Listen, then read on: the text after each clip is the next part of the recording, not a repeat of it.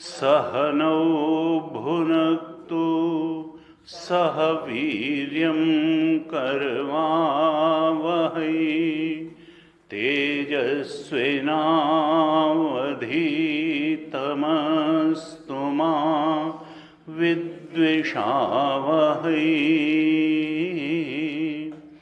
ओम शांति शांति शांति।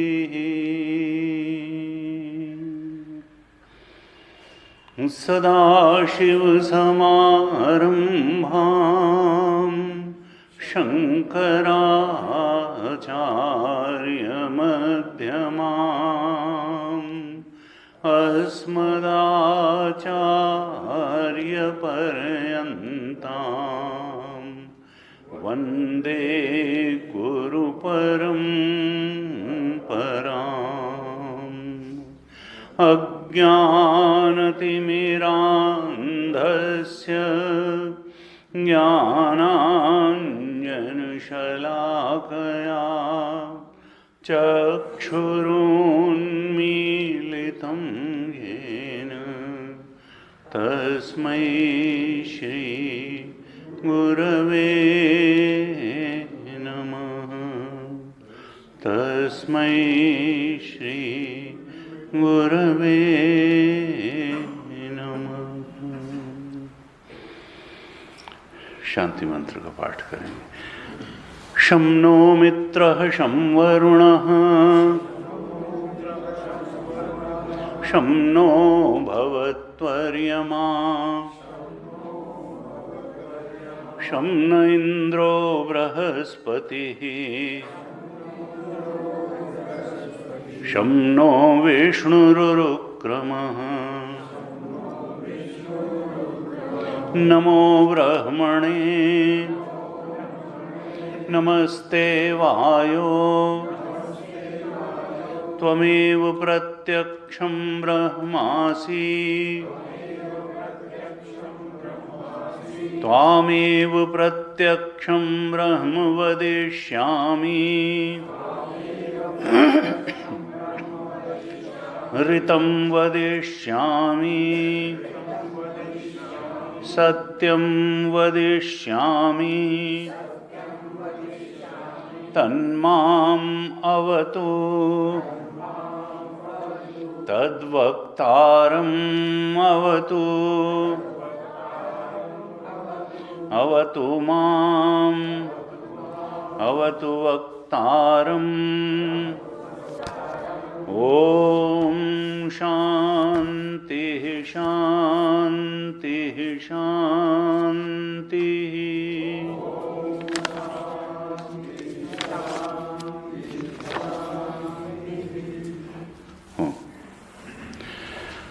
ब्रह्मानंद वल्ली के तीसरे और चौथे अनुवाक का पाठ करेंगे। आप दोहराइएगा। पहले तीसरे अनुवाक का पाठ करें। प्राणं देवानुप्राणन्ति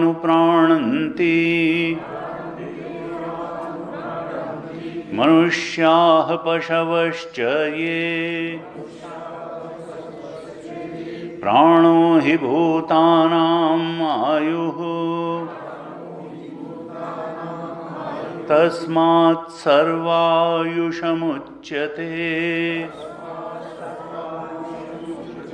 सर्वं एव ते आयुर्यन्ति ये प्राणं ब्रह्म उपासते प्राणो हि भूतानाम् आयुः तस्मात् सर्वायुषमुच्यते इति तस्यैष एव शारीर आत्मा यः पूर्वस्य तस्माद्वा एतस्मात् प्राणमयात् अन्योन्तरात्मा मनोमयः तेनैष पूर्णः स वा एष पुरुषविद एव तस्य पुरुषविदताम् अन्वयं पुरुषविदः तस्य यजुरेव शिरः ऋक्दक्षिणः पक्षः सामोत्तरः पक्षः आदेशात्मा अथर्वाङ्गिरसः पुच्छं प्रतिष्ठा तदप्येष श्लोको भवति।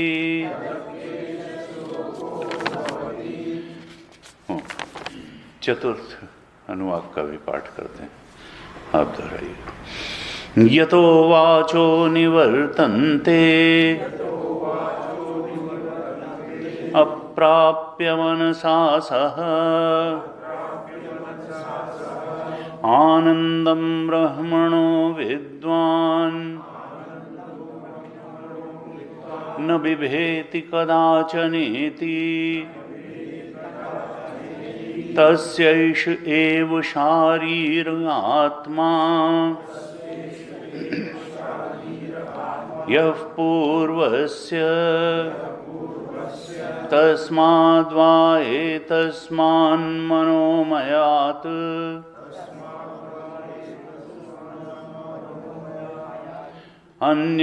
अन्योन्तरात्मा विज्ञानमयः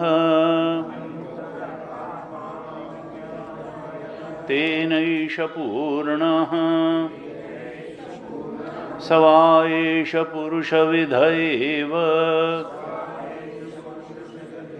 तस्य पुरुषविदताम्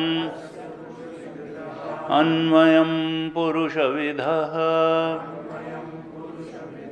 तस्य श्रद्धैव शिरः ऋतं दक्षिणः पक्षः सत्यमुत्तरः पक्षः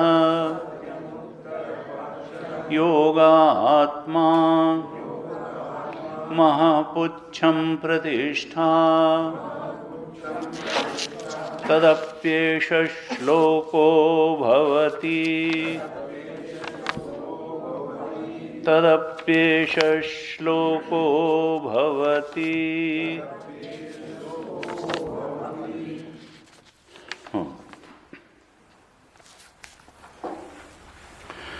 सत्यम ज्ञानम अनंतम ब्रह्म। ब्रह्म का ये लक्षण श्रुति ने अपने मुख से बताया और उसका स्थान बताया। निहितम गुहा है, वहीं इसको ढूंढना है, वहीं ये मिलेगा। और जो इस बुद्धि गुहा में स्थित उस सत्यम ज्ञानम अनंतम लक्षण वाले ब्रह्म को पा लेता है, उसकी सारी कामनाएं एक साथ पूरी हो जाती हैं। अश्नोति सर्वान कामान सह, सह अश्नुते सर्वान कामान सह, उसकी सारी कामनाएं एक साथ पूरी हो जाती हैं। और उसको पाया कैसे जाएगा? तो कहा उसको जान लेना ही उसको पा लेना है। ब्रह्मविद आपनोति परम, उसको जानना ही उसको पाना है। उसको पाने के लिए कोई कर्म से नहीं पाया जाएगा, उपासना से नहीं पाया जाएगा, ज्ञान से ही पाया, वित्त जान करके ही पाया जाता। नान्य पंथा विद्यते, और कोई रास्ता है नहीं। और हमने शिक्षावल्ली में चर्चा की कि इसका मतलब ये नहीं है कि कर्म और उपासना का कोई योगदान नहीं है, क्योंकि वो शुद्ध अंतःकरण में ही वाले को ही प्राप्त होता है। सात्विक निर्मल पवित्र अंतःकरण वाला ही उसको बुद्धिगुहा में ढूंढ सकता है, पा सकता है, जान सकता है। और अंतःकरण को निर्मल शुद्ध बनाने में निष्काम कर्मयोग और उपासना बहुत बहुत उपयोगी हैं। इसलिए कर्म का भी महत्व है, सदाचरण का महत्व है, और अनेक अनेक प्रकार से जो उपासनाएं वेद में भी बताई और अन्य उपासनाएं हैं, उनकी भी आवश्यकता है, उनका भी महत्व है। लेकिन हम अगर वहीं तक रह जाएंगे, विवेकानंद जी कहते थे you should start from idol worship but you should not be limited up to that idol worship. मूर्ति पूजा से प्रारंभ होना चाहिए, लेकिन मूर्ति पूजा तक सीमित ही नहीं रह जाना है। मूर्ति भी एक आलंबन है उपासना का, श्रद्धा का, और चित्त को एकाग्र करने का। तो उपासना एक सूक्ष्म कर्म है जो किसी आलंबन के साथ हो सकती है, स्थूल आलंबन के साथ हो सकती है, शब्द के आलंबन के साथ हो सकती है, मूर्ति के आलंबन के साथ हो सकती है, वृत्ति के आलंबन के साथ हो सकती है। शब्द तो वृत्ति रूप ही होता है। तो बहुत बहुत प्रकार से उपासना हो सकती है, और उपासना एक प्रकार का ध्यान ही है। मूर्ति का आलंबन लेकर हम भगवान के स्वरूप का ध्यान करते हैं। हम भी जानते हैं कि भगवान की मूर्ति भले पत्थर की हो, लेकिन भगवान न मूर्ति में सीमित है और न भगवान जड़, भगवान तो चेतन स्वरूप है। लेकिन अंत में चेतन तो पर रूप से जाना नहीं जाता है। चेतन हमेशा आत्म रूप से ही जाना जाता है। हम पर रूप से चेतन को जानते ही नहीं, अनुमान करते हैं। चेतन को तो हम अंदर से ही जानते हैं, और भगवान तो चेतन स्वरूप। जब हम ही चेतन स्वरूप हैं तो हमारा बनाने वाला जड़ रूप थोड़ा होगा, वो तो चेतन रूप तो होगा ही। हम तो अगर जीव चेतन हैं तो वो तो ब्रह्म चेतन है, वो तो ईश चेतन है। हम अल्पज्ञ हैं तो वो सर्वज्ञ है। उसका अनुग्रह भी चाहिए, उसकी कृपा चाहिए, और इसके लिए हमको उसकी प्रार्थना में नमन भी करना है, और उसकी प्रसन्नता के लिए कर्म भी करना है। केवल कामना पूर्ति के लिए कर्म करते रहेंगे, अपने को ही बलवान विद्वान धनवान मानते रहेंगे, अगर पैसे और पॉपुलैरिटी को ही जीवन का लक्ष्य माने रहेंगे, तो फिर ब्रह्मबोध की प्राप्ति होगी नहीं।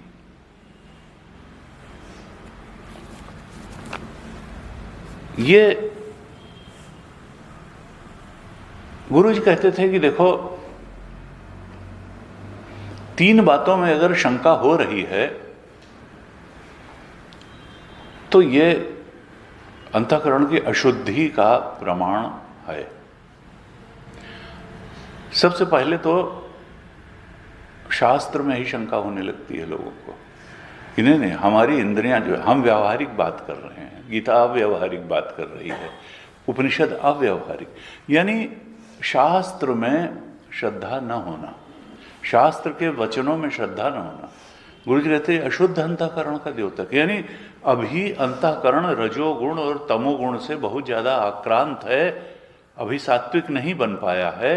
इसलिए लोग कहते हैं गीता और उपनिषद की बातों में हमारे पास जो सामाजिक रूप से बड़े संपन्न और विकसित और बड़े आदरणीय और पूजनीय टाइप के लोग हैं, वो महाराज जी हमको अपने काम में जो है रस आता है, हमको कथा में रस नहीं है।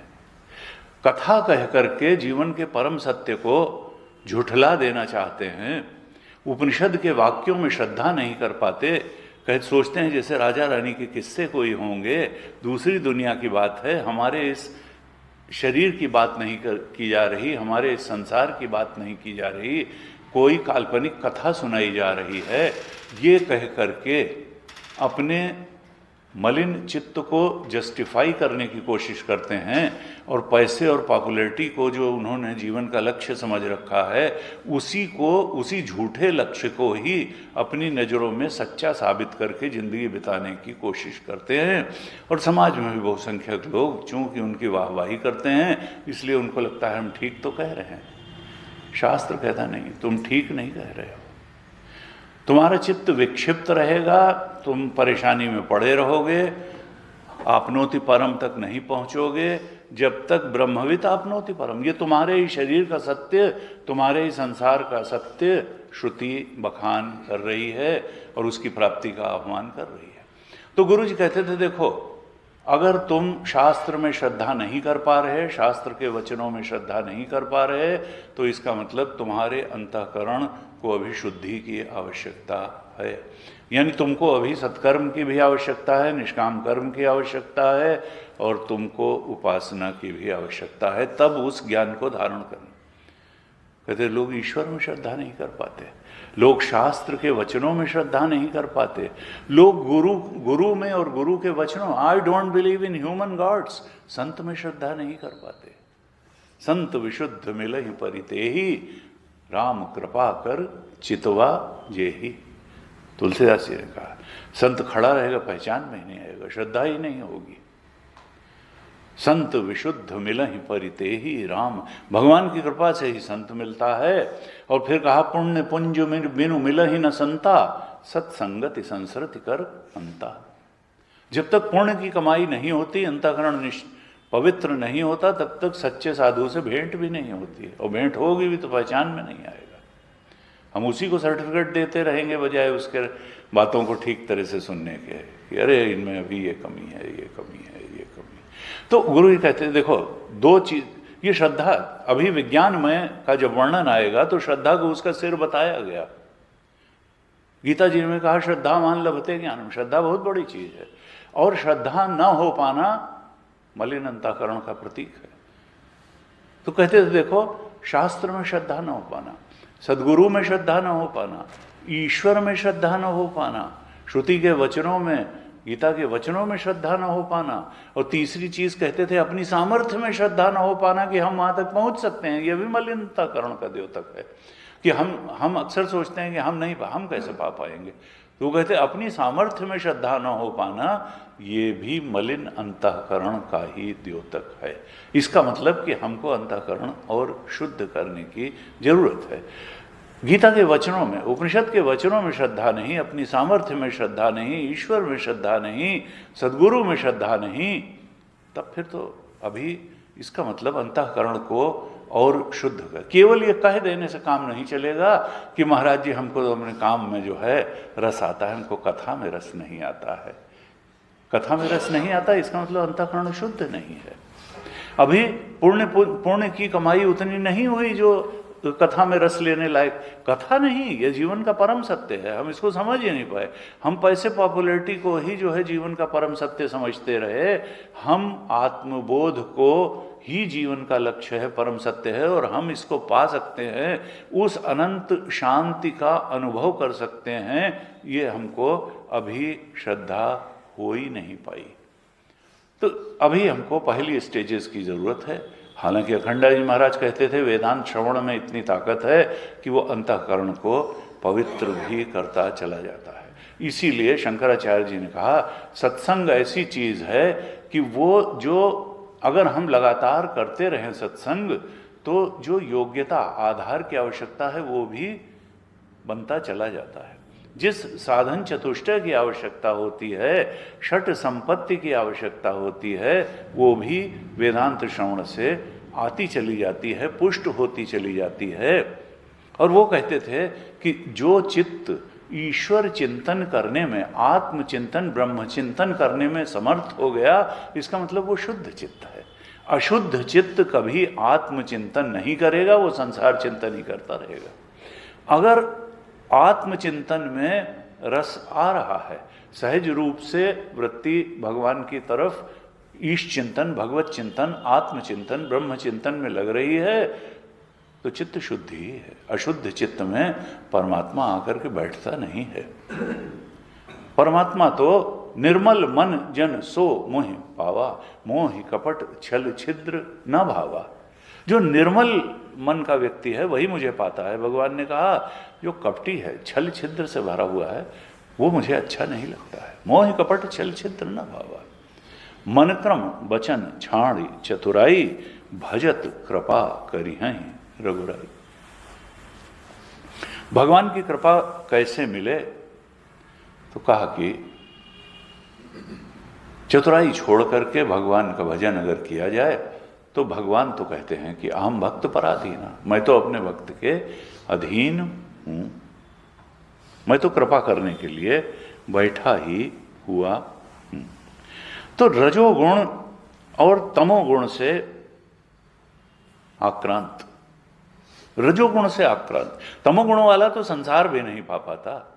रजोगुणी व्यक्ति संसार में बहुत उन्नति कर लेता है, पैसा पॉपुलैरिटी खूब मिलती है उसको, और उसी नशे में वो न अंतःकरण को सात्विक बनाता है और न वो जो सर्वोच्च लक्ष्य है ब्रह्मविद आपनोति परम, उसको झुठला ही देता है। नहीं, हम मानते ही नहीं कि ऐसा कुछ है, हमको नहीं, हमको कोई जो है वो नहीं चाहिए, हमको कोई मुक्ति वगैरह नहीं चाहिए। ना हो मुक्ति क्या है? अरे तो मुक्ति परम आनंद भी तो है, आनंद तो तुमको चाहिए, परेशानी से अनर्थ से मुक्ति चाहिए। ब्रह्मविद आपनोति परम, वो तो परम को पा लेता है। सोचनुते, तुम तो थोड़ी थोड़ी कामनाओं को थोड़ी थोड़ी तरीके से पूरा कर रहे हो, और वो अश्नुते सर्वान कामान, सारी कामनाएं एक साथ उसकी पूरी हो जाती हैं। तो उपनिषद क्या आह्वान कर रहा है कि देखो, ये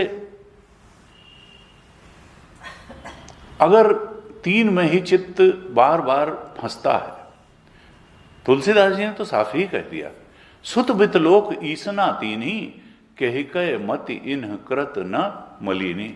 ये मलिन बुद्धि का, पुत्रेषणा वित्तेषणा और लोकेषणा में ही अगर ये चित्त फंसा हुआ है और ईश चिंतन, ब्रह्म चिंतन, आत्मचिंतन में नहीं लग पा रहा है, इसका मतलब वो इन तीन ऐषणाओं से मलिन है। उसको शुद्ध चित्त नहीं कहा तुलसीदास जी ने। सुतवित पुत्रेषणा वित्तेषणा लोकेषणा, सुतवित लोक ईसना तीनी कही कहे। और कहा बड़ा मुश्किल है, जब तक लगातार सत्संग न हो, बार बार वृत्ति पर ईश चिंतन की रगड़ न पड़े, तो मुश्किल है इनके ट्रैप से छूटना। ये अपने जाल में जीव को जकड़े हुए हैं, जिन्हें कब से जकड़े हुए हैं। तो गीता जी में कहा कि हमको धीरे धीरे सद्गुणों को, सदाचारों को जीवन में लाना चाहिए, ईश भक्ति को लाना चाहिए, और फिर ज्ञान में भी स्थिति धीरे धीरे बनती रहेगी। चौथे अध्याय में गीता के कहा कि देखो, वो प्लेटफॉर्म जो है कहाँ से मिलेगा? जहाँ से आत्मज्ञान ग्रहण भी हो सकेगा और उसमें दृढ़ स्थिति भी बन सकेगी। आत्मा के सत्यत्व के बारे में ठीक तरह से हम विजुलाइज भी कर पाएंगे, और फिर वो विजन हमारी दृष्टि के रूप में स्थिर भी हो जाएगा। क्योंकि अभी हम अन्नमय कोश को ही मैं मान के बैठे हैं। इसके पैदा होने को अपना पैदा होना, इसके जवान होने को जवान होना, और इसके मरने को अपना मरना माने हुए हैं। अब तैत्तिरीय उपनिषद ये तो बताता है कि देखो, अन्नमय कोश ही एकमात्र चीज नहीं है, प्राणमय कोश भी है, और प्राणमय कोश तो सूक्ष्म शरीर का भाग है।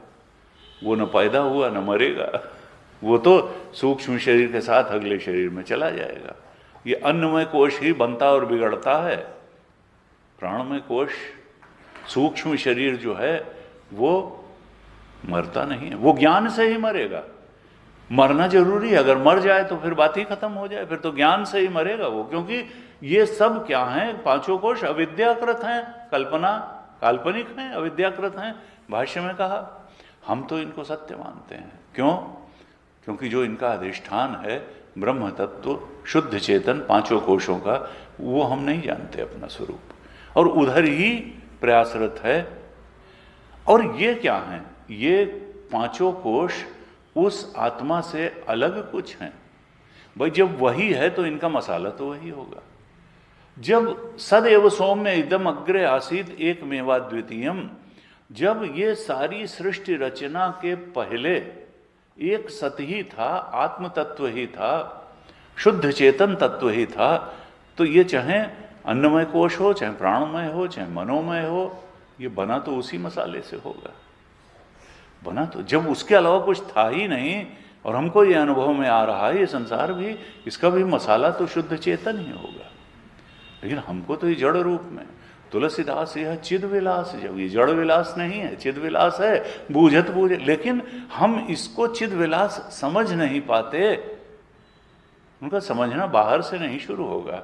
संसार को चिद विलास नहीं समझ पाएगा, अंदर पहले जो चिद विलास समझ लेगा, अंदर जो भगवत प्राप्ति शुद्ध चेतन अपने ईश्वरीय स्वरूप के बोध में प्रतिष्ठित हो जाएगा, ब्रह्म को अपने अंदर जो जान लेगा, वेद निहितम गुहायाम जान लेगा, उस विज्ञानमय के भी अधिष्ठान आनंदमय को जान लेगा, और आनंदमय के भी अधिष्ठान शुद्ध चेतन को जान लेगा, और उस चेतन के ब्रह्मत्व को जान लेगा, वो फिर बाहर भी जान लेगा, क्योंकि ब्रह्म से बड़ी तो कोई चीज है नहीं। वो संसार का अधिष्ठान भी उसको जान लेगा। तो ये कोश भी होंगे तो आत्मरूप ही। आत्मा के अलावा अगर कुछ नहीं है तो ये कोश भी, इनका जो मसाला होगा, उपादान कारण होगा, वो तो आत्मा ही होगा। लेकिन हमको ये अन्नमय के रूप में दिख रहा है, हमको वो आत्मा प्राणमय के रूप में अनुभव में आ रहा है, हमको विज्ञानमय, मनोमय और आनंदमय, हमको जगत के अनेक भेद विभेद के रूप में वही आत्म तत्व ब्रह्म तत्व अनुभव में आ रहा है। कहा देखो क्यों आ रहा है ऐसा?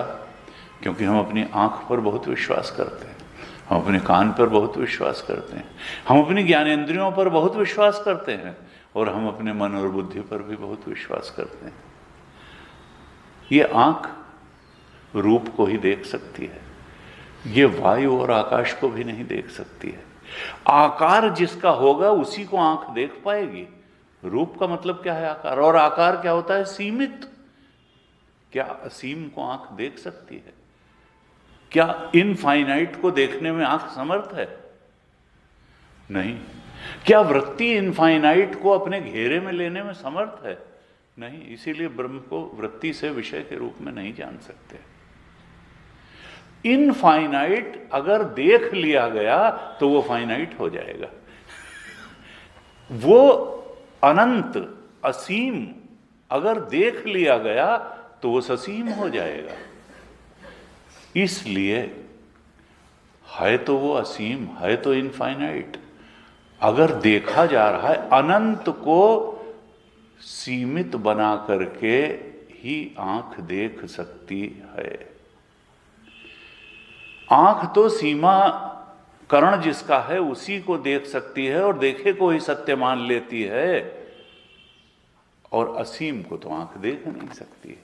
असीम को बुद्धि की वृत्ति भी अपने घेरे में नहीं ले सकती है। ससीम को इसीलिए कहा गो गोचर जहां लगी मन जाई, सो सब माया जाने ओ भाई।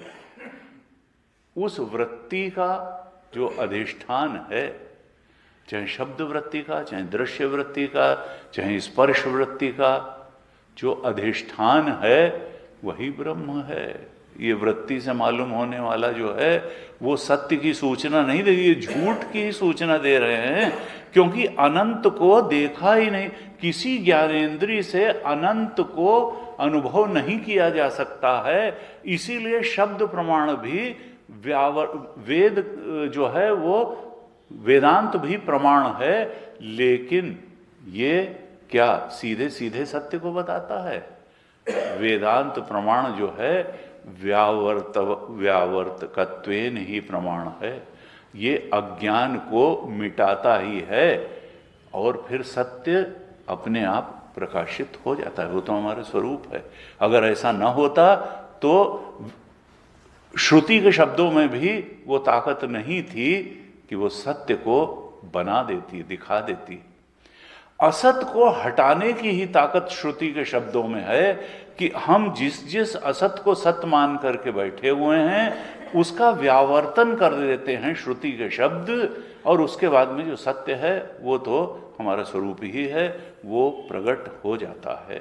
तो व्यावर्तक के रूप में तो श्रुति प्रमाण है, ये उसके स्वरूप को सीधे सीधे लक्ष्य नहीं कराता, केवल असत के का निवारण कर, हमारी गलत मान्यताओं धारणाओं को हटा देता है और फिर सत्य प्रकट हो जाता है। तो व्यावर्तक के रूप में ही श्रुति भी प्रमाण है। लेकिन उस अनंत को न तो किसी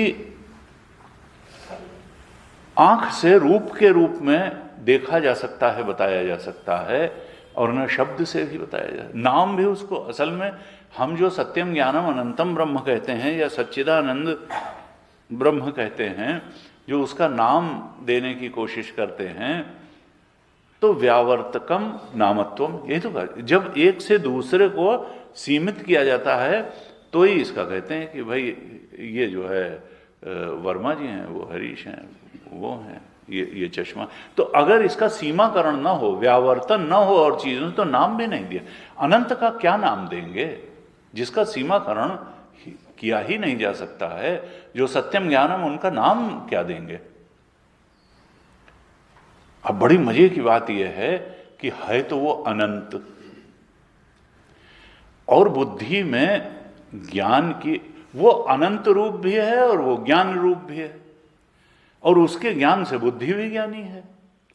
यानी अनंत को जाना नहीं जा सकता है, और वो है ज्ञान स्वरूप, इसलिए उसको जाना जाता है। अनंत को जब जाना जाएगा तो वो जैसा है वैसा तो जाना ही नहीं जा सकता है, उसको असंभावना है अनंत को अनंत के रूप में जानने की। इसलिए अनंत को जब भी जाना जाएगा तो वैसे जाना जाएगा जैसा वो है नहीं। जैसा अनंत जो है हमेशा शांत होकर के ही जाना जाएगा, और वो ज्ञान स्वरूप भी है, वो अनंत स्वरूप भी है, और वो सत्य स्वरूप भी है। यानी वो सत्य है, सत्य वही है, वो अनंत है और वो ज्ञान स्वरूप भी है। ऐसे उस अनंत को जब भी जाना जाएगा तो वो उस जैसा वो है अनंत वैसा तो जाना नहीं जा सकता है, क्योंकि वो जानने वाला और जानी जाने वाली चीज अलग हो जाएगी। तो वो दोनों एक दूसरे के लिमिट करने वाले हो जाएंगे, सीमित करने वाले हो जाएंगे। इसलिए कहा जाता है कि जान तुम्हें ही हो जाइए, ब्रह्मविद ब्रह्मैव भवति। वो हो करके ही वो जाना जाए, ब्रह्म हो करके ही ब्रह्म को जाना जा सकता है। उससे तिल बराबर भी अगर दूरी रहेगी तो उसके शांत वो वैसे जाना जाएगा जैसा वो नहीं है, मिस एप्रीहेंशन ही होगा। और देखिए, स्वप्न और जागृत में मिस एप्रीहेंशन ही होता है उस सत्य का, और डीप स्लीप में नॉन एप्रीहेंशन होता है। हम इन्हीं दो में खेलते रहते हैं, या तो उस ट्रुथ का, उस ब्रह्म का नॉन एप्रीहेंशन होता है डीप स्लीप में, अज्ञान होता है, और या स्वप्न और जागृत में फिर मिस एप्रीहेंशन, अन्यथा प्रतीति होती है, जैसा वो नहीं है वैसा दिखाई देता है। वो अनंत है लेकिन शांत होकर के हम जानते हैं। इसलिए कहा अब उसको जानेंगे कैसे? कहा ये जहां जहां तक शांत है इसके मिथ्यात्व को जानते रहें, इसके मिथ्यात्व को जानते रहें, तब इसके अधिष्ठान तक पहुंच जाएंगे। हम ये जान लें कि वो अनंत चेतन, अनंत सत्य, ज्ञान स्वरूप ब्रह्म वही अन्नमय, जब यहाँ फिजिकल बॉडी तक आता है तो अन्नमय कोश के रूप में, स्थूल शरीर के रूप में, स्थूल जगत के रूप में हमको दिखाई देता है। लेकिन वो वास्तव में ऐसा नहीं है, वो तो चिद विलास है, वो तो अनंत है, सत्य है और चेतन स्वरूप है। लेकिन वो हमको ऐसा अनुभव में आता है क्योंकि ज्ञानेंद्रियों की सीमा है कि वो उसको ऐसे ही अनुभव करेंगी। लेकिन इनका अनुभव सत्य का प्रमाण नहीं है। सत्य इसीलिए श्रद्धा मान लो, सत्य तो श्रुति के वाक्य हैं। अगर श्रुति कह रही है कि सत्यम ज्ञानम अनंतम ब्रह्म, तो सत्य तो वही है। आंख जो सूचना दे रही है वो सत्य नहीं है, कान और स्पर्श और नाक जो सूचना दे रही है वो सत्य नहीं है। तो वहां तक पहुंचने के लिए फिर गीता जी में कहा 4 अध्याय में कि देखो, मन की एक ऐसी स्थिति बनानी पड़ेगी, बुद्धि ऐसी निर्मल और पवित्र बनानी पड़ेगी जहां से इन 5 कोशों में रहते हुए भी वो चेतन अपने सच्चे स्वरूप के बोध में प्रतिष्ठित हो जाए। वो जान ले कि चेतन अन्नमय कोश में आता है तो ऐसा अनुभव में आता है। असल में ये है आत्मा का ही वर्णन। देखिए, अन्नमय आत्मा कहा, प्राणमय आत्मा कहा, मनोमय आत्मा कहा, विज्ञानमय आत्मा, आनंदमय आत्मा। ये आत्मा जब इन उपाधियों के माध्यम से अभिव्यक्त होता है तो इस रूप में अनुभव में आता है। जब अन्नमय कोश की उपाधि धारण करता है वही आत्म तत्व, तो हमको फिजिकल बॉडी के रूप में अनुभव में आता है। और वेदांत श्रवण करते करते हम इतना तो जानते हैं कि उपाधि मिथ्या होती है, उपहित ही सत्य होता है। और उपाधि का उपहित से कोई संबंध ही नहीं होता है। आप जानते हैं, जैसे स्फटिक मणि के बगल में लाल कपड़ा रख दिया जाए तो स्फटिक मणि भी जो है लाल दिखाई देने लगती है, लेकिन वो क्या लाल हो जाती है? कहा नहीं।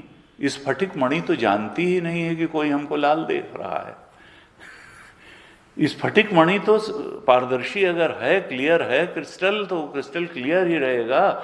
उसके नीला कपड़ा रखने से नीली दिखाई देगी, लाल दिखाई देगी, वो तो वैसा ही है। तो उपहित पर उपाधि का कोई प्रभाव नहीं होता है।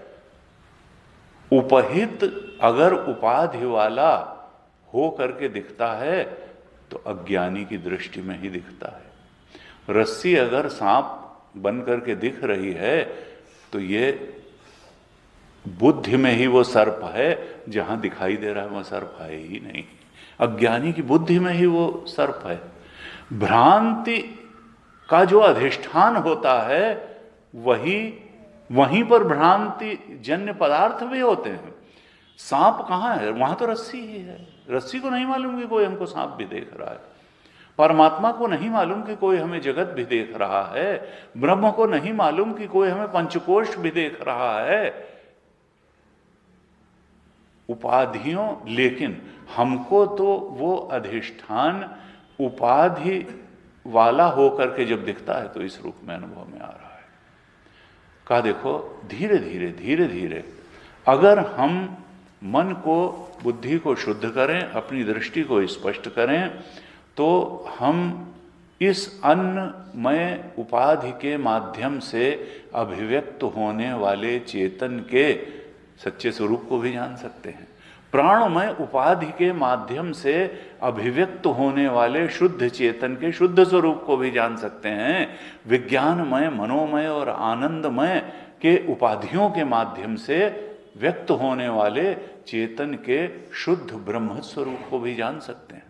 और मांडूक्य में इसी को 3 अवस्थाओं से बताया था कि जागृत अवस्था में अभिव्यक्त ये उपाधि है, जागृत अवस्था भी, स्वप्न अवस्था भी उसकी उपाधि ही है, डीप स्लीप भी उसकी उपाधि है। वहां अवस्था त्रय विवेक बताया था, यहां पंचकोश विवेक बताया है। सत्य क्या है, उद्देश्य क्या है? उन अवस्था त्रय के अधिष्ठान तुरीय ब्रह्म तत्व को जान लेना, और यहां भी पंचकोश के अधिष्ठान ब्रह्म तत्व को जान लेना। लेकिन कौन जानेगा?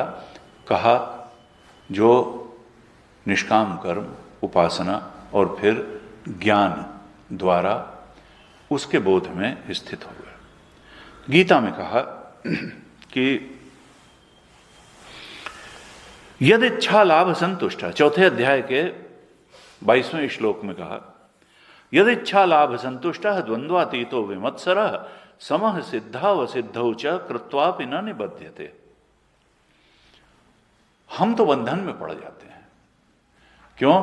क्योंकि शरीर के बंधन, पांचों कोशों के बंधन में, उपाधियों के बंधन में ये चेतन पड़ा हुआ है, और हम चूंकि इन्हीं को अपना होना मान रहे हैं, अस्तित्व, तो इसलिए हम मानसिक रूप से भी आसक्ति भी इनसे नहीं छोड़ना चाहते हैं। ऐसा लगता है हम खत्म हो जाएंगे इनसे अगर हम आसक्ति त्याग कर देंगे। उन्होंने कहा खत्म नहीं होगे, ये हाँ ही नहीं, ये भ्रम के कारण ही तुमने इनसे, उन चीजों से आसक्ति कर ली है जिनका, जो अविद्याकृत हैं।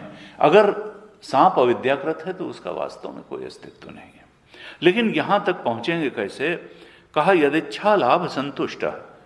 देखो पहली चीज यह है कि बहुत कामना पूरी करने के चक्कर में अगर पड़े रहोगे कि अब इतना मिल जाए, इतना मिल जाए, इतना मिल जाए, तब मन इस लायक नहीं बनेगा, बुद्धि इतनी निर्मल पवित्र नहीं बनेगी कि उसको जान सको। देखो भगवान ने सबके जिंदा रहने और रहने के लिए चीज़ों की व्यवस्था यहाँ करके रखी है।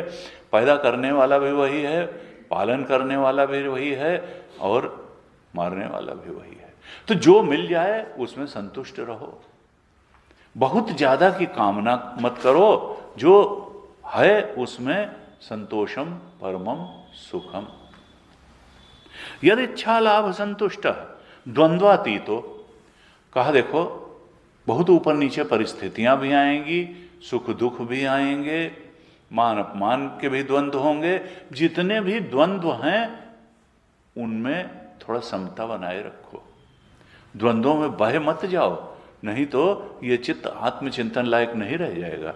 फिर द्वंद्वों को समाप्त करने, और द्वंद्व समाप्त होंगे नहीं, क्योंकि प्रकृति में द्वंद्व ही है, द्वंद्व ही है। सुख होगा तो दुख भी होगा, मान होगा तो अपमान भी होगा, शीत होगा तो उष्ण भी होगा। शीतोष्ण सुख दुखेशु तथा मानापमानयो तथा द्वंद्वातीतो और विमत्सर। ये ईर्ष्या और द्वेष, राग और द्वेष, इससे ऊपर उठने की साधक कोशिश करो। कहा समह सिद्धा व सिद्धौ च। सिद्धि और असिद्धि में, हमने गीता जी की कक्षा में भी यही प्रसंग चल रहा है कि सिद्धि और असिद्धि में, सफलता और विफलता में थोड़ा समभाव रखो। ऐसा अगर रखोगे तो धीरे धीरे ये जो अहंकार, जो राग और द्वेष में फंसता है, जो तमाम कामनाएं करता है, जो उस आत्मा का बुद्धि में बढ़ा हुआ प्रतिबिंब मात्र है, और प्रतिबिंब का कोई वास्तविक अस्तित्व नहीं, इसी अहंकार के पोषण के लिए तो हम जिंदगी भर लगे रहते हैं, और इस अहंकार या जीव को ही तो अपना स्वरूप माने बैठे हैं। कहा नहीं, इसको बहुत तुम ध्यान मत दो। इस ये अगर तुम यदिच्छा लाभ संतुष्ट द्वंद्वातीतो विमत्सरा सिद्धो समः रहेगा, तो धीरे धीरे अहंकार शिथिल पड़ने लगेगा, और एक दिन ये अहंकार लीन भी हो जाएगा। जिस दिन यह अहंकार लीन हो गया, प्रतिबिंब की जगह बिंब को तुमने अपना स्वरूप जान लिया, उसी दिन समझो अब कृत्वापि न निबध्यते। अब कर्म तो करोगे लेकिन बंधन नहीं होगा, क्योंकि जो फल भोगता वो अहंकार ही लीन हो गया। अहंकार के लिए, के पोषण के लिए ही तो सारी दौड़ भाग थी।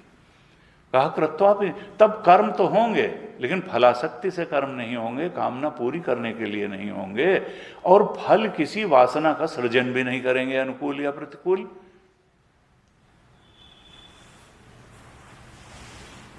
कहा ऐसा जब हो जाएगा तो ये चेतना अपने ज्ञान स्वरूप में स्थित हो जाएगी।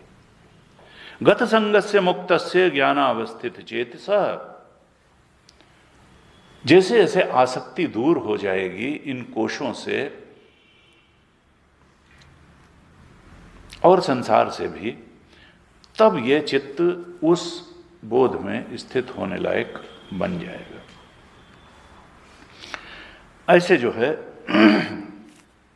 बताया गीता जी में और श्रुति में भी। हम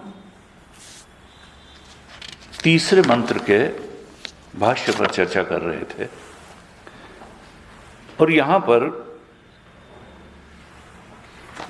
भाष्यकार ने भाष्य में बताया कि ये जो वेद है ये वृत्ति रूप है,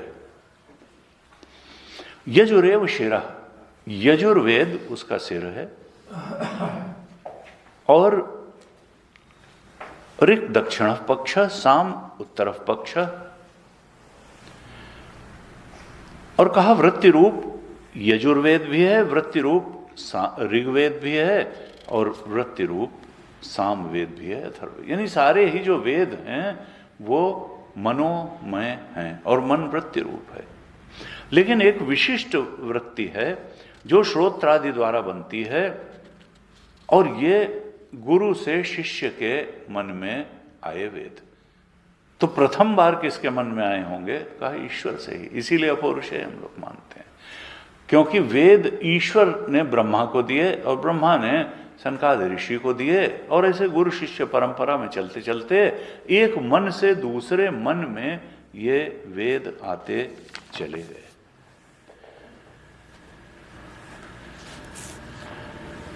शंकराचार्य भगवान ने जो भाष्य के अंत में हमने इसका पाठ कर लिया था, कहा कि देखो न तो केवल चैतन्य को वेद कह सकते हैं और न केवल मनोवृत्ति को ही वेद कह सकते हैं। कहा मनोवृत्ति उपाधि परिच्छिन्नम चैतन्यम यजुः शब्द वाच्यम। मनोवृत्ति की उपाधि से परिच्छिन्न जो चेतन है उसी को वेद कहते हैं। क्योंकि नहीं तो हम कैसे जप कर पाएंगे? वृत्ति की तो आवश्यकता होती है जप करने के लिए। वेद कैसे हम उसका पाठ कर पाएंगे? कैसे वेद मंत्रों को विजुअलाइज कर पाएंगे, उनका अर्थ समझ पाएंगे? तो वृत्ति द्वारा ही तो समझेंगे। लेकिन इनका उद्देश्य क्या है? कहा उद्देश्य केवल रट लेना नहीं है या अर्थ समझ लेना ही नहीं है। मनोमय में जो वेद का स्वरूप बताया वो वृत्ति रूप बताया, उसका जप किया जा सकता है। अभी विज्ञानमय में जो वेद का स्वरूप बताएंगे वो अर्थ रूप बताएंगे, क्योंकि बुद्धि तो अर्थ को ग्रहण करती है। मनोमय में अभी वेद की ऋचाओं के ही बारे में बता रहे हैं कि, और जप की बात बताई हमने चर्चा की। लेकिन विज्ञानमय में जो है असल में ज्यादा महत्वपूर्ण तो अर्थ ही होता है। जब तक हम किसी चीज को के अर्थ को ठीक तरीके से नहीं समझ लेते हैं तब तक उसके मर्म को कहां समझ पाएंगे। लेकिन मंत्र जप से पुण्य होता है, और पुण्य पुंज बिनु मिले न सकता। पुण्य से अंतःकरण शुद्ध होता है। इसीलिए गीता में भगवान ने कहा यज्ञानाम जप यज्ञोस्मि, मैं यज्ञों में जप यज्ञ हूं। यज्ञ कर्म हम जानते हैं, यज्ञ कर्म यानी निष्काम कर्म। यज्ञ कर्म करने से अंतःकरण शुद्ध होता है, और अगर उसके विपरीत कर्म होगा तो फिर मलिन होता चला जाएगा। यज्ञार्थात कर्मणोन्यत्र लोकोयम कर्म बंधना। यज्ञ के कर्म के अलावा अगर कोई कर्म किया जाएगा तो वो बंधन का कारण होगा, और यज्ञ कर्म अंतःकरण को शुद्ध बनाते हुए मुक्ति की तरफ बढ़ाएगा। तीसरे अध्याय के प्रारंभ में ही भगवान ने आह्वान किया कि इसलिए यज्ञ कर्म करो, और फिर वहां कहा यह भी यज्ञ कर्म है। मंत्र का जप करना भी यज्ञ कर्म ही है। तो जो मनोवृत्ति की उपाधि से परिच्छिन्न चेतन है, देखिए बार बार यह ध्यान रखना है कि बात तो चेतन की हो रही है और चेतन ही सत्य है, उपाधि सत्य नहीं है। लेकिन जब उपाधि से परिच्छिन्न लिमिटेड होता है वही चेतन, मन की उपाधि से जब लिमिटेड होता है, मन में होने वाली वृत्तियों की उपाधि से लिमिटेड होता है वो चेतन, तब वो वेद की ऋचाओं के रूप में अनुभव में आता है। वेद की ऋचाएं भी कोई सत्य नहीं है, वो जिधर इंगित कर रही हैं, इशारा कर रही हैं, जो इन सब का अधिष्ठान है पांचों कोशों का, शुद्ध चेतन सत्य तो वही है, उपाधि सत्य नहीं है। लेकिन हम तो मनोमय में वृत्ति की उपाधि से परिच्छिन्न चेतन को ही अनुभव करते हैं, और उसको अनुभव करना भी कोई छोटी बात नहीं है, क्योंकि वहीं से उसके अधिष्ठान की तरफ रास्ता जाएगा। ये सारी जो कवायद हो रही है, अन्नमय से परिच्छिन्न चेतन, प्राणमय से परिच्छिन्न चेतन, मनोमय से परिच्छिन्न चेतन, विज्ञानमय से परिच्छिन्न चेतन और आनंदमय से परिच्छिन्न चेतन के स्वरूप के निरूपण के लिए क्यों श्रुति इतना प्रयास कर रही है, जिससे इन सब के अधिष्ठान अपरिच्छिन्न चेतन को हम कंसीव कर सकें, जो इन पांचों उपाधियों से परिच्छिन्न नहीं है, जो अपरिच्छिन्न है, जो अनंतम सत्यम ज्ञानम है, उसको हम जान सकें, उसको पहचान सकें। इसलिए ये अभी उपाधि परिच्छिन्न चेतन के बारे में वर्णन चल रहा है। कहा वो, लेकिन जो चेतन है अनादि निधनम, इसमें वृत्ति जो है, जो उपाधि है, वो तो उत्पन्न होती है, लीन होती है, उत्पन्न होती है, लीन होती है, लेकिन जो उसमें चेतन है वो अनादि निधनम है, वो न पैदा हुआ, न उसका निधन होगा, न नाश होगा, वो उत्पत्ति नाश के परे है। वृत्ति रूपी जो उपाधि है, जिससे वो चेतन परिच्छिन्न होकर के मनोमय में अनुभव में आता है, वेद की ऋचाओं के रूप में, वो वृत्ति तो उत्पन्न लीन होने वाली है, लेकिन जो चेतन है वो इटर्नल है, वो उत्पत्ति लीन होने वाला नहीं है। कहा यजु शब्द वाच्यम आत्मविज्ञानम मंत्र, वो तो आत्मचेतन ही है, वो आत्मा का सच्चा स्वरूप है, जो उपाधि से परिच्छिन्न होकर अनुभव में आता है। एवं च नित्यत्व उपपत्ति वेदानाम, कहा इस तरह से चूंकि वो मनोवृत्ति की उपाधि से परिच्छिन्न चेतन, वो उसका चेतन जो है वो तो अनादि निधनम है, उत्पत्ति नाश वाला नहीं है, और जो उत्पत्ति नाश वाला नहीं है और आत्मा भी उत्पत्ति नाश वाला नहीं है, इसका मतलब कि वो तो आत्मरूप ही है। वेद कभी न पैदा हुआ न मरता है, प्रलय में भी पैदा होता हुआ मरता नहीं है, हमने पिछली कक्षा में भी चर्चा की थी। वेद जो है शाश्वत है, इटर्नल है। एवं च नित्यत्व उत्पत्ति वेदानाम, वेदों की जो उपपत्ति है, वेदों का जो स्वरूप है वो नित्य है। परमात्मा क्योंकि चेतन नित्य है, चेतन पैदा, वृत्ति उत्पन्न नाश होती है, और वो चेतन के एक रूप हैं वेद, इसलिए वो नित्य हैं। अन्यथा विषयत्वे रूपादिवत अनित्यत्वम च स्यात् न एतद उक्तम। इस संसार में सब कुछ परिवर्तनशील है, लेकिन वो जो ज्ञानात्मक सत्ता हमारे अंदर बैठी है वो हर परिवर्तन को जानने वाली है, और वो नाशवान नहीं है, वो सब कुछ जानती है। अपने बचपन, जवानी, किशोरावस्था, बुढ़ापे, संसार के सब, वो चेतन सत्ता परिवर्तनशील नहीं है। संसार में सब परिवर्तनशील है, चेतन जो है वो नित्य है, वो उत्पत्ति नाश वाला नहीं है। न ये तद, इसलिए उसको, वेद की ऋचाओं को अगर हम रूपादिवत अनित्य कहेंगे तो न ये तद युक्तम, ये उचित नहीं है। जो जो चीज देखी जाती है वो सब परिवर्तनशील है और नाशवान है, उत्पत्ति नाश वाली है। वेद की ऋचाओं को ऐसा मानना उचित नहीं है। फिर कहते हैं सर्वे वेदा यत्र एकम भवन्ति स मानसीन आत्मा, जिस आत्मा आत्म चैतन्य में, जिस सारे वेद एक होकर के रहते हैं,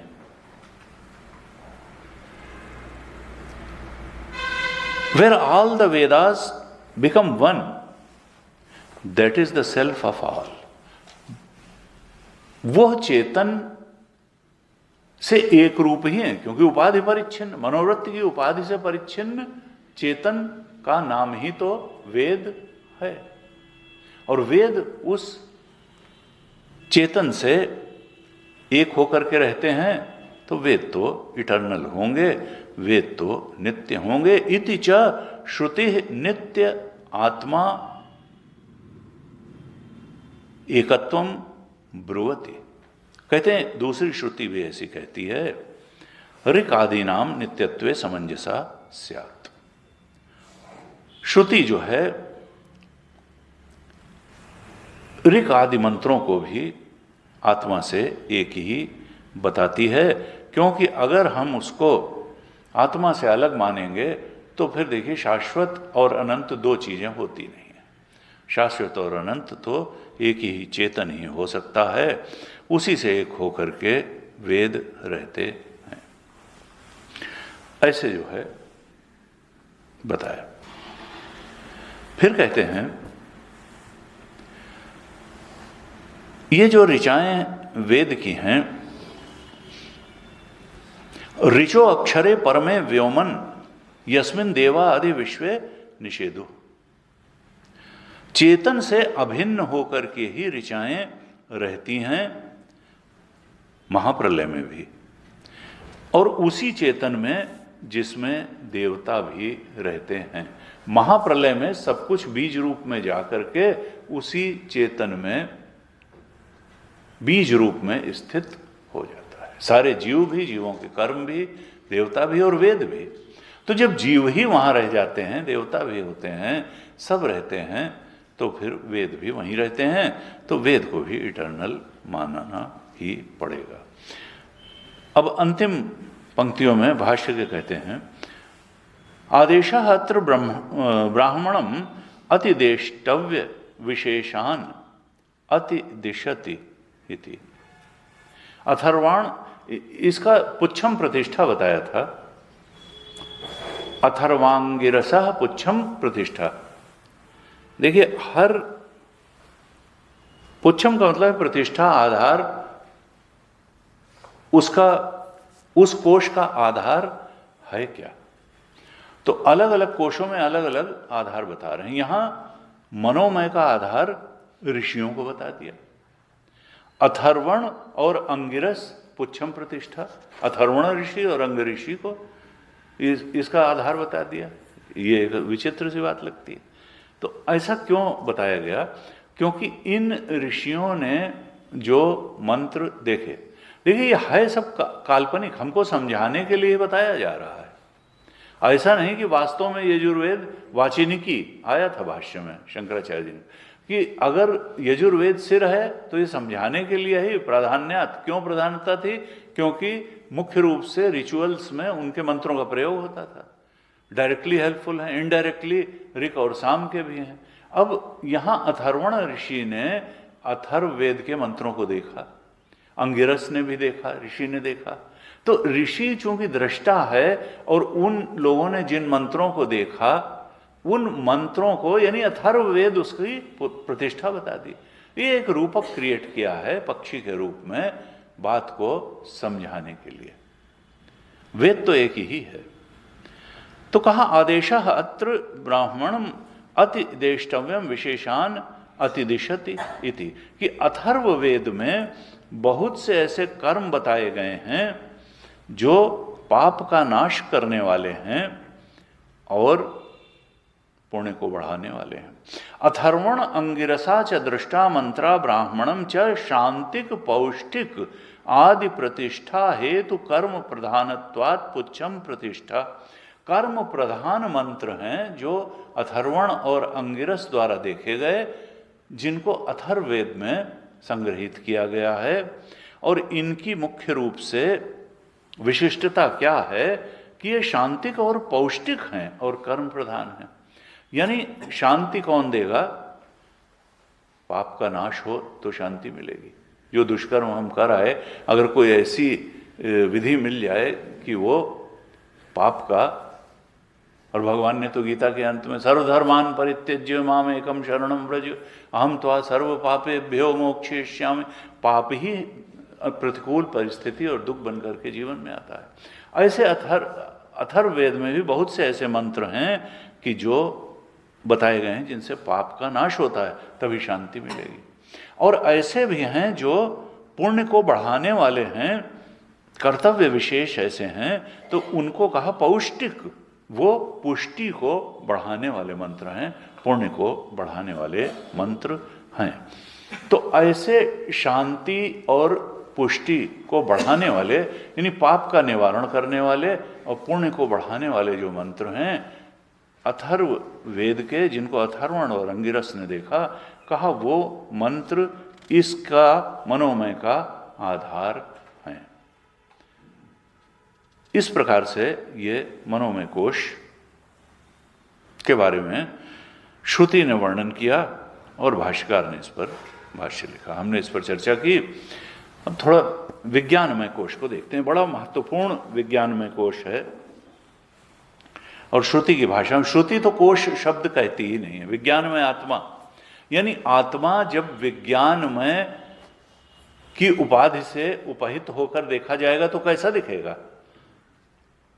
असली तो आत्मा ही है, उपाधि नहीं है। उपाधि का उपहित पर कोई प्रभाव ही नहीं पड़ता है और उपाधि मिथ्या भी होती है। उपाधि तो, अगर हमने रस्सी को सांप देखा तो भ्रांति के कारण ही देखा, भ्रांति कोई सत्य थोड़ा होती है। भ्रांत दृष्टि के कारण ही उपहित वैसा दिखने लगता है जैसा वो नहीं होता। तो कहा कि यथो वाचो निवर्तन्ते अप्राप्य मनसा सह आनंदम ब्रह्मणो विद्वान न बिभेति कदाचनेति। यथो वाचो निवर्तन्ते, कहा जहां से वाणी लौट आती है उसको न पा करके, जहां से वाणी लौट आती है और मन भी लौट आता है। मन और वाणी जहां से वापस आ जाते हैं उसको न, किसको न पा करके, कहा उस सत्यम ज्ञानम अनंतम ब्रह्म, उस परमानंद को न पा करके, उस परम सत्य और ज्ञान स्वरूप अनंत स्वरूप ब्रह्म को न पा करके मन और वाणी लौट आते हैं। अर्थात मन और वाणी के बस का नहीं, ये तो उपाधि है। वहां तक जाना, अपने अधिष्ठान को छू पाना, वहां उस आनंद को पाए बिना, उस परमात्मा के सत्य स्वरूप का दर्शन किए बिना ये वाणी भी लौट आती है और मन भी लौट आता है उस आनंद को न पा करके। और अगर कोई उस आनंद को पा ले, उस ब्रह्म को जान ले, तो फिर उसकी स्थिति क्या होगी? अगर कोई आनंदम ब्रह्मणो विद्वान हो जाए, उस ब्रह्मानंद को जान ले, देख ले, पहचान ले, ठीक तरह से समझ ले, ब्रह्मविद हो जाए, तो फिर तो परम को प्राप्त करेगा। कहा उसके लिए क्या होगा कि न विभेति कदाचनेति, वो फिर भय के पार चला जाता है। आनंद ब्रह्म को जान लेने वाला भय के पार चला जाता है। न विभेति कदाचनेति तस्यैष एव शारीर आत्मा, उस प्राणमय का यही शारीर यानी प्राणमय शरीर में रहने वाला आत्मा मनोमय है। यह पूर्वस्य, जैसे पूर्व में भी बताया था कि अन्नमय के अंदर प्राणमय है, वैसे ही प्राणमय के अंदर उसी पुरुषाकार ये मनोमय आत्मा है। और इस मनोमय के अंदर तस्माद् वा एतस्माद् मनोमयात् अन्योन्तर आत्मा विज्ञानमय, इस मनोमय से अलग होकर के अन्य और अंतरः, उससे अलग और उसके भीतर आत्मा विज्ञानमय आत्मा है। अन्नमय के अंदर, अन्नमय तो पुरुषाकार है कह दिया, प्रसिद्ध हम सभी जानते हैं कि सिर है, दाहिना है, बायां है। वैसा ही प्राणमय, फिर उसके अंदर उससे अलग वैसा ही मनोमय, फिर अब विज्ञानमय। अन्योन्तर आत्मा विज्ञानमय तेनैष पूर्ण, उस विज्ञानमय से ये मनोमय परिपूर्ण है। मनोमय के अंदर और उससे अलग रहने वाला जो आत्मा है, विज्ञानमय आत्मा, उससे मनोमय परिपूर्ण है। तेनैष पूर्ण सवा एष पुरुष विधेव, जैसे इसके पहले के 3 कोश पुरुषाकार थे, वैसे ही ये विज्ञान में भी पुरुष के आकार का ही है। सवा एष पुरुष विद एव, ये विज्ञान में भी पुरुषाकार ही है। तस्य पुरुष विधताम, जो मनोमय की पुरुषाकारता थी उसी के अनुसार इस विज्ञानमय की भी पुरुषाकारता है। बिल्कुल उसी तरह से जैसे पूर्व के कोश पुरुषाकार कहे गए थे, ऐसे ही ये पुरुषाकार, चूंकि हमारा ही ये बताने का कि हम इसको अपने ही अस्तित्व की बात मान करके, अपनी बात मान करके समझें। गुरु जी कहते थे अगर अपने अंदर घटाते हुए इसको नहीं चलेंगे तो लाभ नहीं मिलेगा। केवल अगर हम समझें कि कोई एक बात बताई जा रही है तब नहीं, ये हमारे ही बारे में सारा वर्णन है। कहा मनोमय की जो पुरुषाकारता है बिल्कुल उसके अनुरूप विज्ञानमय की भी पुरुषाकारता है। अयम पुरुष विधा, ये भी पुरुष विधि है, पुरुषाकार ही है। अब इसके सिर, हाथ, पांव, पूंछ वो बता रहे हैं जैसे पूर्व के कोशों में बताए। कहा तस्य श्रद्धा एवं शिरा, इस विज्ञानमय का जो सिर है वो श्रद्धा है। हम अभी इस पर आगे फिर चर्चा करते हैं। भाष्य भी बड़ा अच्छा शंकराचार्य भगवान ने लिखा। कहते हैं इस मनोमय का जो सिर है, शिर स्थानीय श्रद्धा है, श्रद्धा इसका शिर है। और ऋतम दक्षिणा पक्ष, ऋत इसका दक्षिण पक्ष है, दाहिना पंख है। और सत्यम उत्तरफ पक्ष, इसका बायां पंख सत्य है। फिर कहा योग आत्मा, योग इसकी आत्मा है। योग का अर्थ क्या है? समाधान, हम अभी इस पर चर्चा करेंगे बाद में। योग आत्मा, योग इसकी आत्मा है। मन की एकाग्रता ही, बुद्धि की एकाग्रता ही इसकी आत्मा है। योग आत्मा महापुच्छम प्रतिष्ठा, जो महत्तत्व है, हिरण्यगर्भ है, हमारा आराध्य है, सगुण ब्रह्म है, शिव जी हैं, राम जी हैं, कृष्ण जी हैं, वही इसकी प्रतिष्ठा है, वही इसका आधार है। महापुच्छम प्रतिष्ठा, यही इसी अर्थ में ये मंत्र कहा गया है। तदप्येष श्लोको भवति। अब इस चतुर्थ अनुवाक में विज्ञान में आत्मा का वर्णन करते हुए पहली बार आनंद शब्द आया।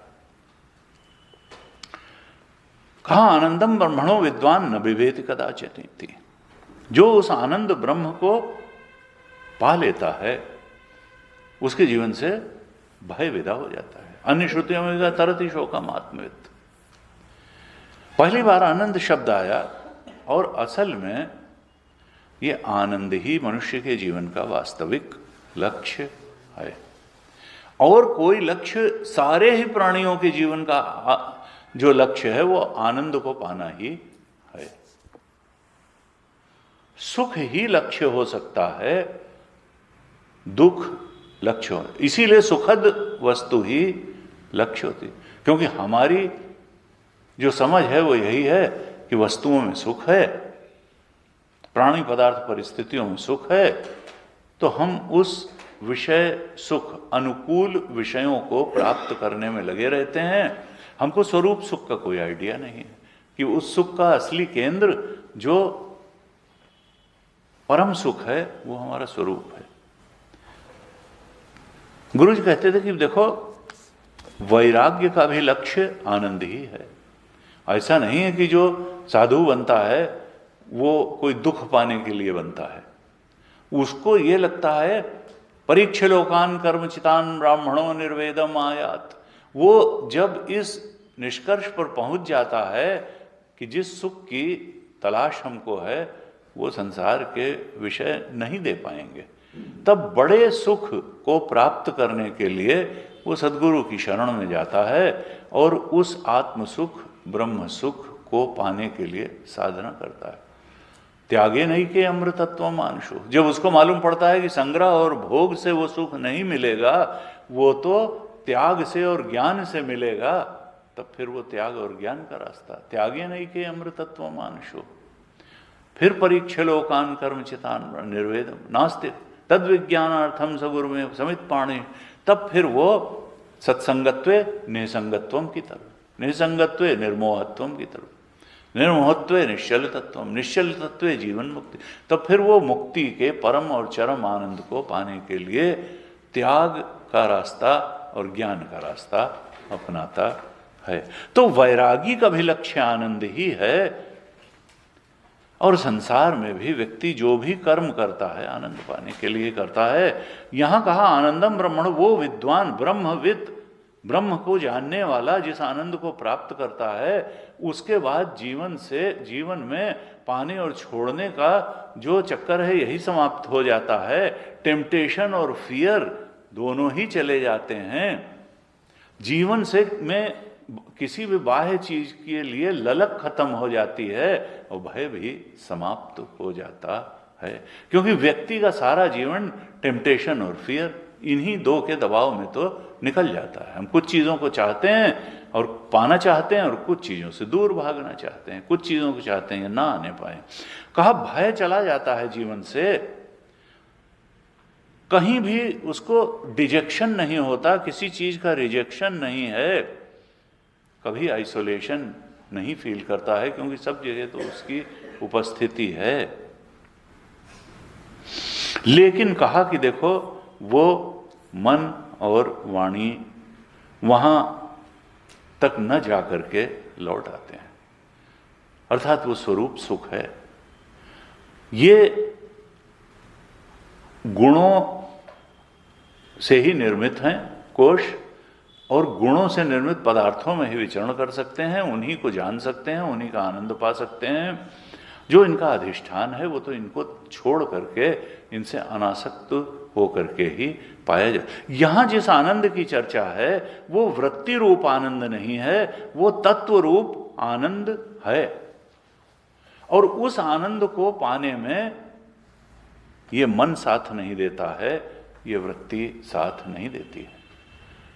वृत्ति और मन के परे जो आनंद है, उनका भी जो अधिष्ठान है उसकी चर्चा है। ये तो स्वरूप आनंद है, ये तत्व का आनंद है, वृत्ति का आनंद नहीं है। हमने जैसी अभी चर्चा की कि इस आनंद की प्राप्ति में वेदांत ही प्रमाण है, और वेदांत को शब्द प्रमाण कहते हैं। और ये कह रहे हैं कि नहीं, वाचो निवर्तन्ते, शब्द वहां तक न जाकर के लौट आते हैं। उपनिषद के मंत्र भी उसको संप्रेषित नहीं कर सकते हैं। वही फिर कि व्यावर्तकत्वम प्रमाणत्वम, ये जो वेद की ऋचाएं हैं ये भी व्यावर्तन करके इन पांचों कोशों के मिथ्यात्व को बता करके, वहां से तुम्हारी आसक्ति को हटा करके, यही व्यावर्तन करना ही है, फिर वो स्वरूप प्रकट हो जाएगा। व्यावर्तकत्वेन ही अतद वृत्ति का व्यावर्तन कर देना, यानी जो गलत समझ है उसको हटा देना, फिर सही चीज स्वयं प्रकट होगी। उसको प्रकट करने की ताकत उपनिषद की ऋचाओं में भी नहीं है। अगर वो स्वरूप है तभी मिस एप्रीहेंशन और नॉन एप्रीहेंशन को खत्म कर देना, असल में नॉन एप्रीहेंशन को ही खत्म कर देना, अज्ञान का नाश कर देना ही यही है।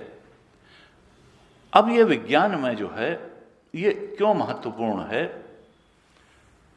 क्योंकि मनोमय जो है वो तो करण स्थानी था। मन से हम काम लेते हैं, इंद्रियों से भी काम लेते हैं, मन से भी काम लेते हैं। मन में सुख दुख की अनुभूति भी होती है, भावनाएं भी मन में अनुभव होती हैं, लेकिन जो करता है वो तो विज्ञान में ही बैठा हुआ है। कर्ता और प्रयोजन दोनों विज्ञानमय में ही हैं। मनोमय भी एक करण के रूप में है, इंद्रियां भी, प्राण भी काम करने में अन्नमय से भी काम होता है। ये जो कर्ता और भोक्ता है ये तो विज्ञानमय में ही है। प्रयोजन भी विज्ञानमय में ही होता है। हम विवेक पूर्वक जब सोचते हैं कि ये करें, निर्णय लेकर के कोई काम करते हैं, तब हमारा विज्ञानमय। इसलिए विज्ञानमय बड़ा ही महत्वपूर्ण कोश है, क्योंकि कर्ता भी यहीं बैठा हुआ है और प्रयोजन भी यहीं है। अब कहते हैं कि पुरुषाकार है, ये तो हम पहले भी डिस्कस कर चुके। ये जो विज्ञानमय है, इसका जो सिर दक्षिण पक्ष, उत्तर पक्ष, आत्मा और प्रतिष्ठा कही, सिर ऋतम, सत्यम, योग, महा, ये सब बातें बताई। तो पहले कहा श्रद्धा एवं शिरः। इस विज्ञानमय का जो सिर है वो श्रद्धा है। ये श्रद्धा क्यों कहा? कहते हैं देखो, जो भाष्यकार ने भाष्य लिखा तो लिखा निश्चय विज्ञानवतो ही कर्तव्येषु अर्थेषु पूर्वम श्रद्धा उत्पद्यते।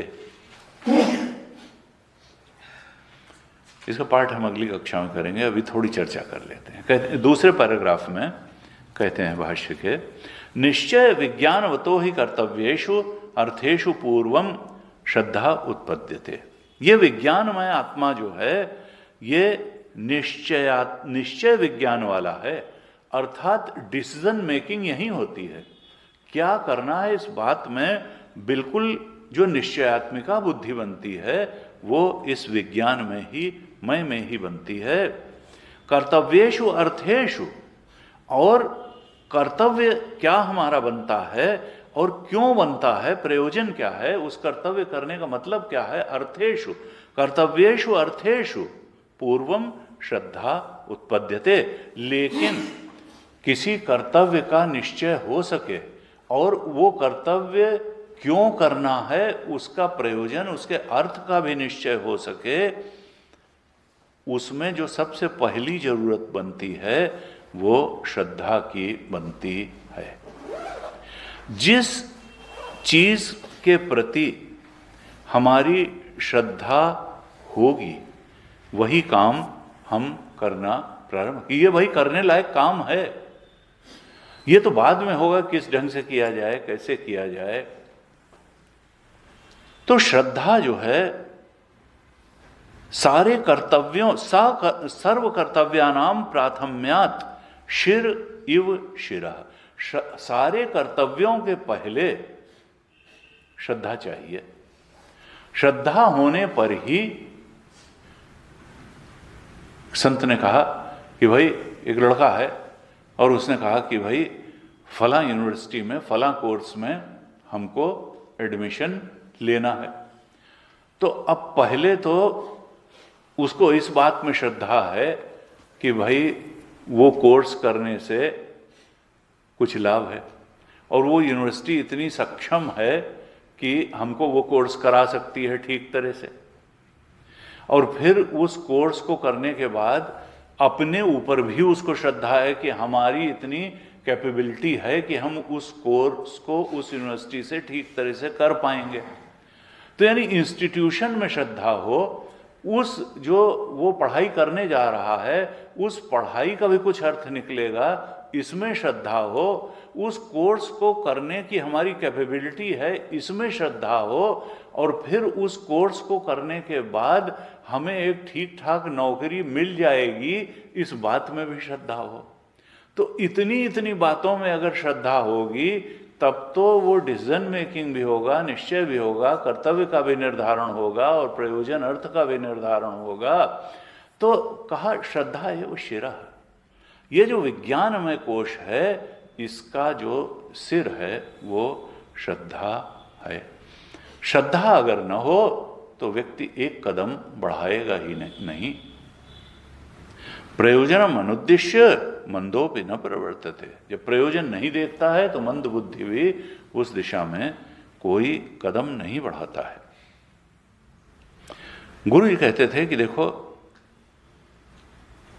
श्रद्धा यहाँ क्या कही जा रही है कि सांसारिक बातों में तो श्रद्धा होती है, वासनाओं कामनाओं के अनुसार श्रद्धा भी उपज जाती है कि जिससे हमें सुख मिलेगा, जहाँ से कामना की पूर्ति होगी हमारी, वहीं श्रद्धा भी हो जाती है।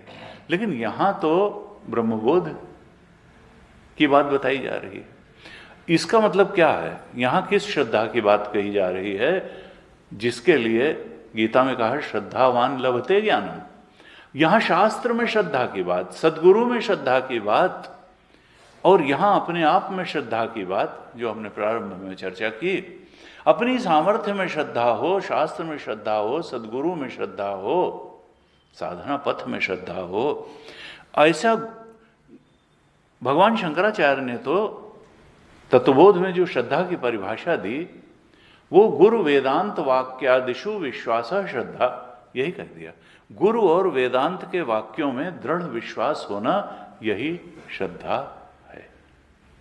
तो श्रद्धा जो है, श्रद्धा एवं शिरा, श्रद्धा प्रधान है। श्रद्धा होगी तो ही हम कर्तव्य का ठीक ठीक निश्चय कर सकेंगे और प्रयोजन जो है उसको भी ठीक से समझ सकेंगे। तो पहली आवश्यकता श्रद्धा की है। फिर कहा ऋतम दक्षिण पक्ष। ऋतम का शिक्षावल्ली में काफी विस्तार से चर्चा हो चुकी है। ऋतम का मतलब है कि शास्त्रानुसार बुद्धि में जो हमारा एक गिवन सर्कमस्टेंस में, किसी परिस्थिति में हमारा कर्तव्य बनता है, और शास्त्र के अनुसार, शास्त्र अनुमोदित जो कर्तव्य है वो बिल्कुल स्पष्ट हो। यानी कर्तव्य के संबंध में बौद्धिक स्पष्टता, शास्त्रानुसार बौद्धिक स्पष्टता, इसी को तो ऋतम कहा था। ऋतम बुद्धि में स्पष्टता कर्तव्य की। और सत्यम क्या कहा था कि उस बौद्धिक निश्चय के अनुसार कर्तव्य भी करना, ये सत्यम है।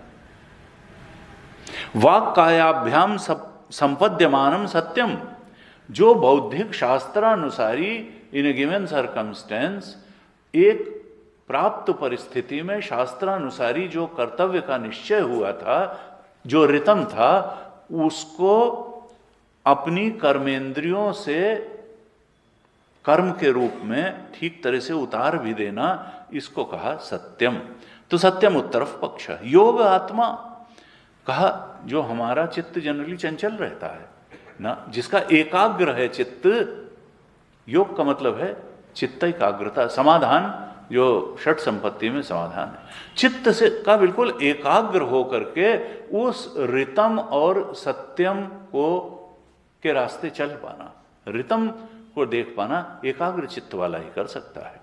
इसलिए कहा वो बीच का है, योग आत्मा। और महापुच्छम प्रतिष्ठा, जिसकी भगवत चरणों में भक्ति होगी,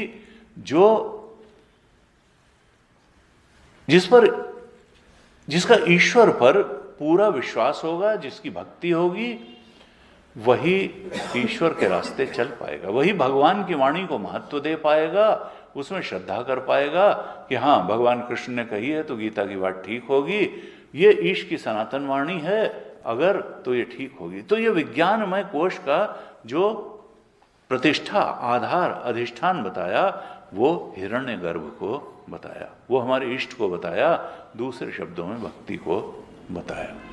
तो ये हमने थोड़ा सा विज्ञानमय कोश पर भी थोड़ी चर्चा की। अगली कक्षा में हम इसको भाष्य से देखेंगे कि भगवान शंकराचार्य कैसा वर्णन करते हैं।